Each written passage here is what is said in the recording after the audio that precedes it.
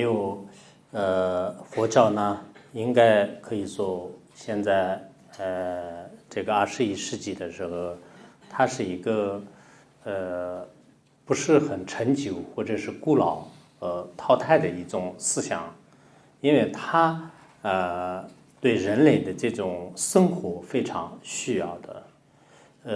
我们在生活当中遇到的各种各样的痛苦，心灵的疾病啊，心灵的这种刚才讲的贪嗔痴为主的很多的这些痛苦呢，其实佛教里面的的确确有一些解决的方法。因为比如说佛教它并不是它开创一种这个宗教，不是这样的，它只是发现一个真理，它是把这个真理呢，就是给人们讲的，让我们信和不信呢是我们自己的事情。但是如果我们真正是懂到了它的道理的时候呢，其实世界上所发生的很多问题仅此而已。因此我们有时候可能懂到了佛教里面有一句叫做是万法皆无常，犹如秋白云，就是万法都是无常的，就像秋天的白云一样的。我看你们法国呢也有蓝天白云啊，就是佛教里面讲我们实践当中的感情也好，金钱也好，地位也好，还有很多很多呢，它并不是很长久的。也许我们大概的道理是明白的，但实际上你真正去思维，你在生活当中发生的这些事情呢，有所利益的。Le bouddhisme, en fait, est d'abord atemporel. Le bouddhisme, c'est pas une tradition antique, ancienne.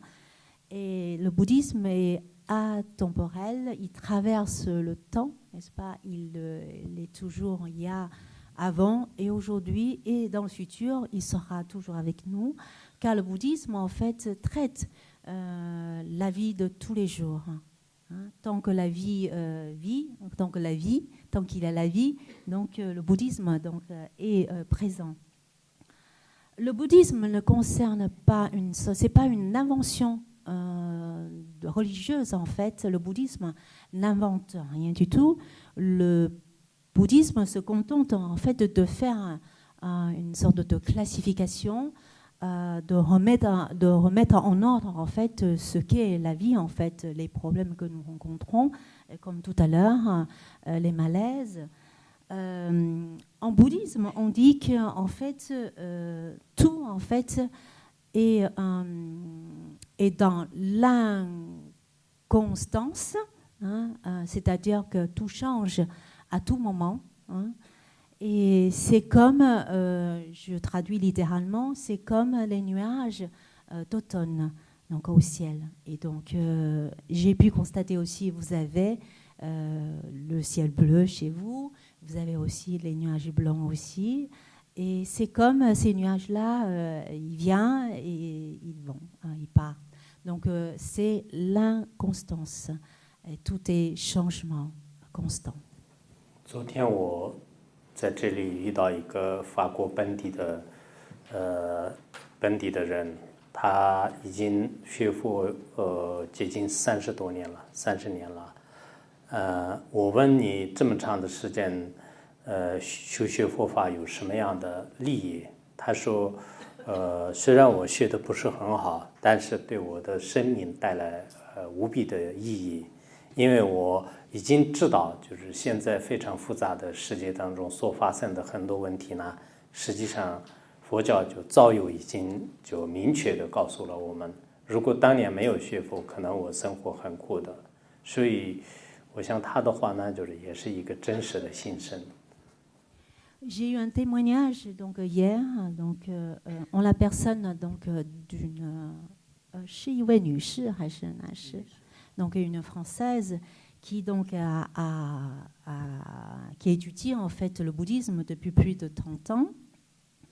Et quand je lui ai posé la question à quoi sert-tu en fait le bouddhisme, ces études, des études donc du bouddhisme, en quoi le bouddhisme t'a apporté en fait dans ta vie, la personne donc, m'a répondu en disant que le bouddhisme m'a apporté énormément de choses dans ma vie, me donnait du sens en fait à ma vie.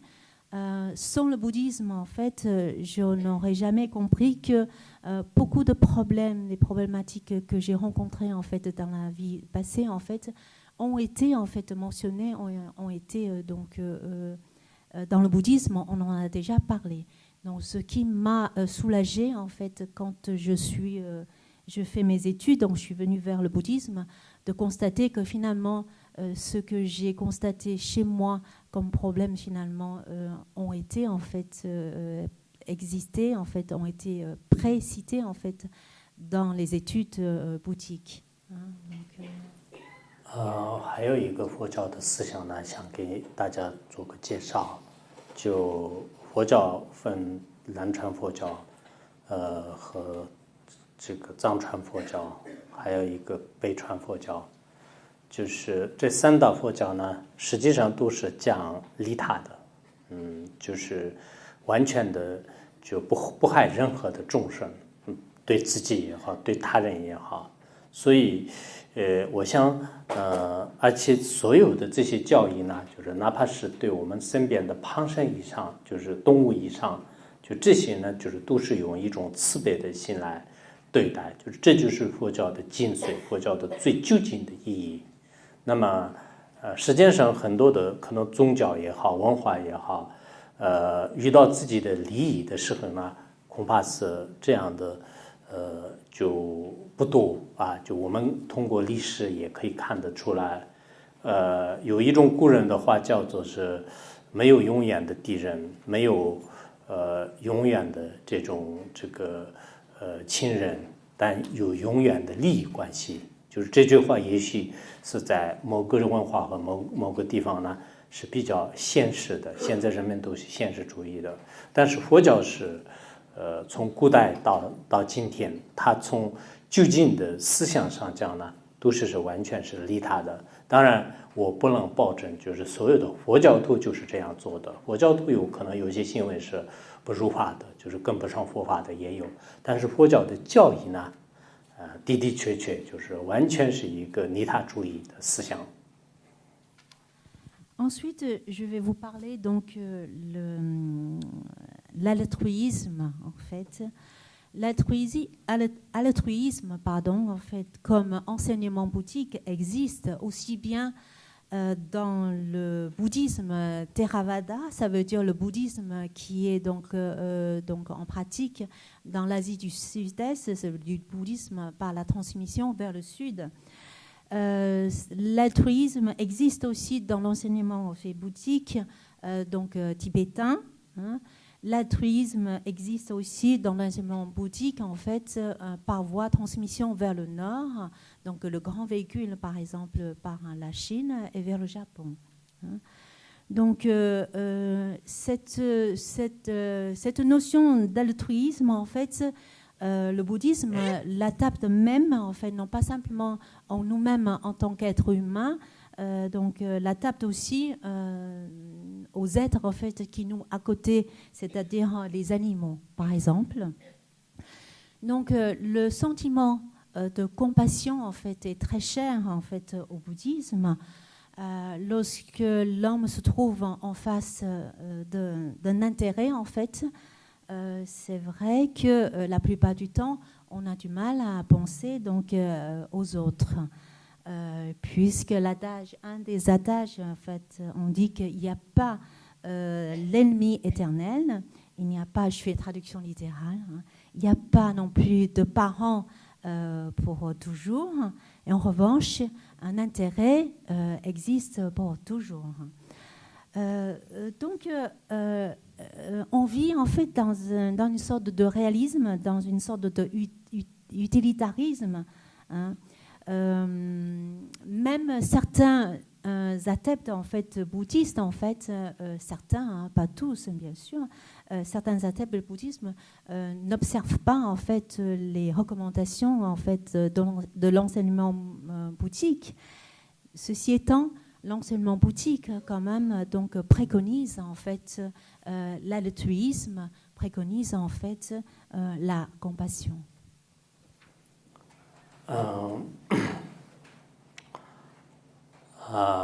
我们在这个时间当中，不管做什么事，利他非常重要。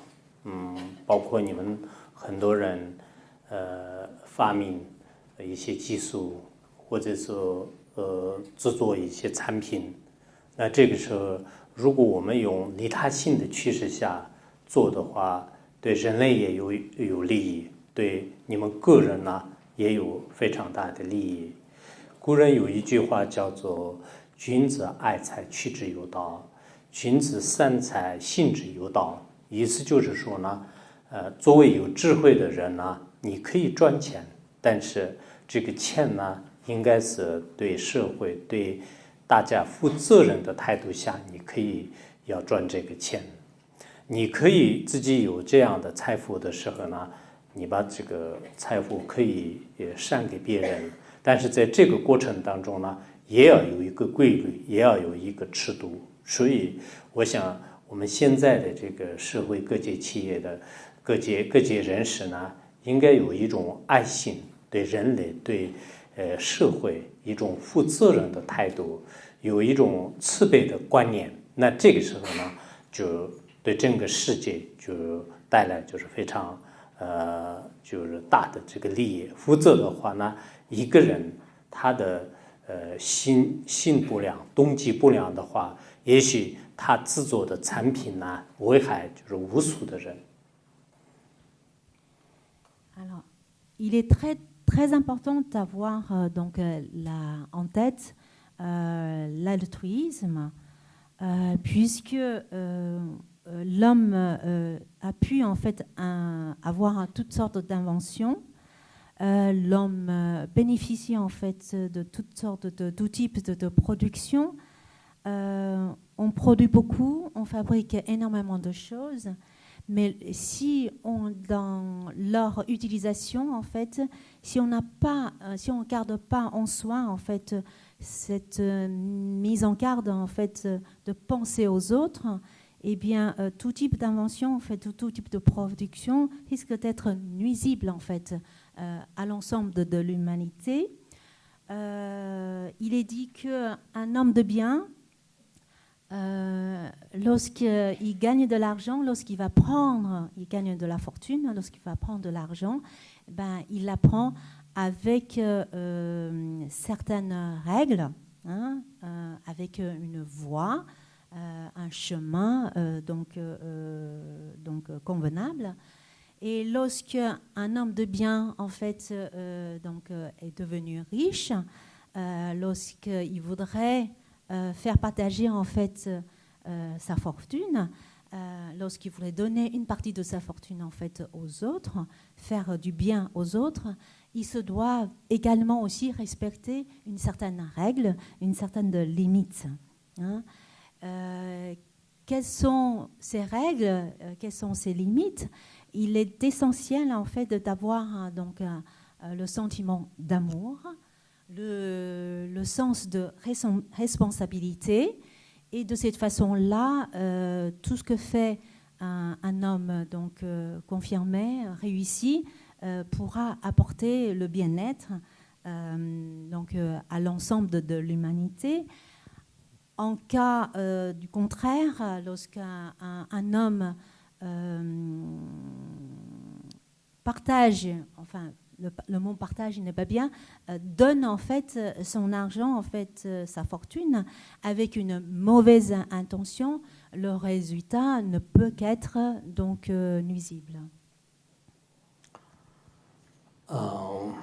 以上的这些就观点呢，实际上我并不是因为自己是一个佛教徒特意去选出一些道理来就是赞叹或者给大家做一些传教活动。因为佛教一直讲他如果有功德呢就是可以直接讲，有过失呢也照样可以讲。因此在这个道理当中如果觉得有一些合理的话呢，你们可以接受；如果觉得不合理呢，也可以当场批评，或者说是完全可以这个舍弃。Jusqu'à présent, donc, nous avons donc apporté quelques thèmes en fait. Ces thèmes-là, aujourd'hui, qui nous ont pas proposés pour le but de faire comment on appelle ça, connaître en fait, pour connaître le bouddhisme, mais c'est pas pour faire le prosélytisme en fait. Du bouddhisme en fait. Aujourd'hui, j'ai du mal à traduire la suite, c'est que tout homme a le droit de se prononcer par rapport à un acte vertueux, par exemple, un acte vertueux, mais également en fait par rapport à une faute. Hein. Donc, vous pouvez avoir votre propre opinion par rapport à ce que je dis. Voilà. 你不信仰可以，但是我们驳斥或者说批判的话呢，应该要明白它的道理之后才可以有权利的。否则的话，不管是对佛教、对其他宗教，甚至科学。你如果一点都不明白，然后驳斥它呢，实际上是不合理的。有一个作家，他曾经也是说过，他说我们千万不要自己不知道的这些领域进行批判，否则的话，一旦用你的生命代价来赔偿你所犯过的错误，我这句话就经常用在我的一些其他书里面。刚才也经过这个雨果广场的时候呢，我也想起了这句话，所以这句话呢，就是算是这个今晚上的我们这个讲座的结尾，意思就是说，我们用一种公正的智慧来对待和分析所有的人和事物。Donc, en termes de critique, bien sûr,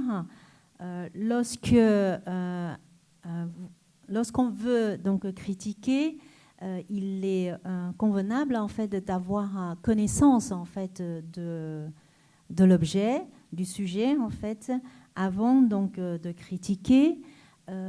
Victor Hugo lui-même avait dit en fait quelque chose comme ceci: lorsqu'on critique son fondement, on sera payé en fait, on va payer cher par la suite, donc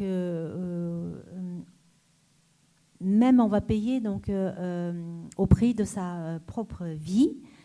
Donc aujourd'hui, je termine en fait par ce que dit Victor Hugo, c'est que face à tout en fait, on adopte donc une attitude d'intelligence, une attitude de sagesse. Je vous remercie de votre attention.